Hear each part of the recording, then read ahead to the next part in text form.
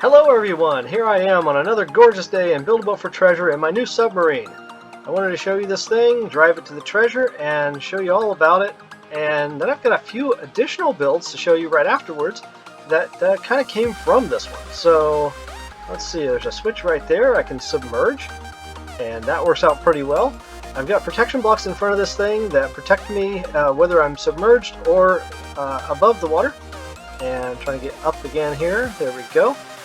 And of course it's got some little stabilizer fins on the front there, and some stuff on the back, and the whole cowling and everything moves when you turn like that.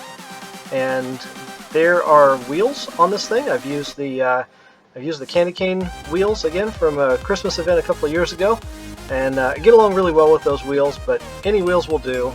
And yeah, it just zips right along. So I'll go ahead and get to the treasure, and oh, I wanted to do something real quick. When I do get to the treasure, this is a deadly stage if you're submerged. It'll just chews the thing up. When I do get to the treasure, I will actually, when I get to the waterfall, I'm going to spin around here and show you this thing as it comes out of the waterfall. So first I'm going to submerge here. There we go. And then I'm going to turn my view around like this. I'm going to fly out of the waterfall. I did that a while ago and I thought, wow, that's neat. So, oh yeah, that's cool. A little tumble there, somersault. Okay, I'm gonna get the thing loaded back up and show you all about it. Okay, there we go. This thing has been a lot of circle work, a lot of spheres. So basically, there's half a sphere on the front, and I copied that to the back, and then I manipulated the heck out of it and tried to get it down to what it needed to be. This is the side of the sphere, like this portion right here, that's been spun around and put on the back here. It's kind of unnecessary to have so many pieces back here, but I thought it looked reasonably good. I thought it was kind of neat having this little pattern here, so just kind of wanted to leave that alone. So these fins here, let me just reveal the whole thing here first. Let's get that done. There you go. You can see all the goodies. There's all the protection blocks up front, and there's a core that goes right through the middle of the counterweight right there. And counterweight is, let me see how much that is. It's minus that piece, 45. So it's really not a big counterweight. The reason I get away with such little counterweight is because it's all plastic. And one of the reasons I wanted to do that combination of small counterweight and all plastic is because of the pistons here, and it can kind of help out a little bit if it doesn't weigh 1,000 pounds or whatever. This is the anti-tip mechanism right here, this guy, and that one's collision on, this is collision off. If it does happen to flip upside down, it helps to have that to flip you back over. And I probably need to make it a little taller. You can see, so the green stuff is all invisible. There's the old wheel right there that turns the propeller, and then this servo and this servo down here are doing the same job. They're both holding onto and spinning the cowl area and the whole assembly here on the back. And these, of course, are the solid pieces that connect those to this whole thing here. Let's see. So there's the candy cane wheels there. I could let you see the wheel torque and stuff on that. So it's all the way up. Nothing too special here on the pistons. I just left the length alone, and it just so happens to submerge to the right level. I was just kind of lucky enough not to really have to even adjust that. But it's sitting up about so high, and when it submerges, it goes down right to the top of this block here. So yeah, it worked just great. And of course, there's the jets and the thrusters inside there, and they're normally invisible. Everything is collision off.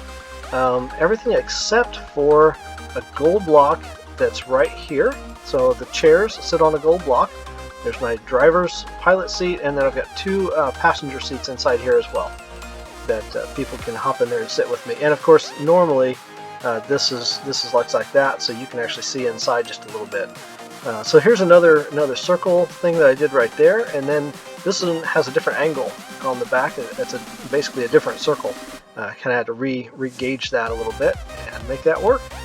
So when I did this, I ended up with this back end with this front end on top of it. So there was no space between it. I hadn't actually made the tube yet. So I made this vehicle. This was kind of a freebie. It's a light bulb. Yeah, it's not perfect, but you know, it has this thing on the back where you got the one conductor here and another conductor at the screw, you know, the screw terminal there. And of course, it's got one actual light inside of it, just one of these little things here. So that's the only light that's actually inside of it there. But it glows pretty good, and you can see at night if I go into, you know, dark mode there, and you can see it really has a decent glow to it. That's just one light bulb worth. There's not much to this. Teeny tiny counterweight on this thing. This counterweight is only 2. So that is probably the smallest counterweight I have ever done, and it's enough. So if I get going here, if I go upright, sometimes I can stand this thing up. I might not be able to stand it up on the river. There we go. Look at that. So it's standing vertical, and that's kind of cool. So it's got the counterweight, but the counterweight's not enough to pull it over, and that was one of the reasons I went with such a lightweight counterweight. Anyway, you know, it's got thrusters on it, it has jets on it, and that's its mode of transportation. It has no wheels, it's just a jet, but it's a light bulb. So I don't know, it was free. It was like I was looking at what I had there, and as I was building the submarine, and I'm like, oh look, it's a light bulb. So I just recolored it, did a little extra work to it, you know, and of course I had to put the jets and the thrusters and get everything to work and stuff, but shoot, that was a nice little gift. And I built another one too. Let me show you the next one I built. I think I'm stuck. What in the world? My head is stuck underneath the tree. Yeah, I'm underneath the... Oh my goodness. Okay. Stuck. Can't jump. Can't do anything. Okay, I'll reset and show you the new vehicle. Okay, here we go. Look at that. It's an eyeball. It's kind of gross. A little bit. It's got a little, you know, like bloodshotness or something like that, which of course, you know, if the eyeball was like removed from the head, I don't know what would happen. But anyway, it had a little bit of a, like a SpongeBob eye looking thing to begin with. I thought, well, maybe I'll make me a SpongeBob with its eyes popping out. I don't know. I probably won't do anything with this. But no, actually, I'm going to do something with it. I gotta redo the back of it so it's like disgusting or something. Maybe it's a Halloween vehicle for next year. I might put it off for a while. There's the rest of the end of the light bulb there. I just kind of pulled that out and just recolored the thing, but yeah, it was fun. It's kind of weird, a little creepy. I go around to different people's bases. I'm like, I see you. You guys have a great rest of your day. Thank you for being here. Thank you for listening and watching my crazy videos and enjoying my content as much as I do. Really appreciate you hanging with me.